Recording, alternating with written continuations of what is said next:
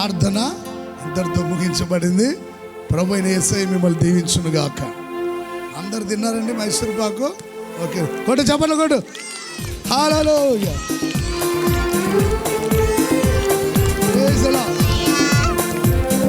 హల్లెలూయా. దేవుడు మిమ్మల్ని మీ పిల్లల్ని దీవించి ఆశీర్వదించును గాక. ఇక్కడ ఉన్న పిల్లలు మీకంటే తెలియగలరు. మైసూర్ పాకు అక్కడ పెట్టి ఇక్కడికి వచ్చారు.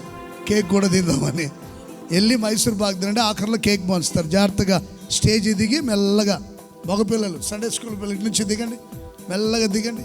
దేవుడు మిమ్మల్ని దీవించును గాక. నేను ఇస్తాను.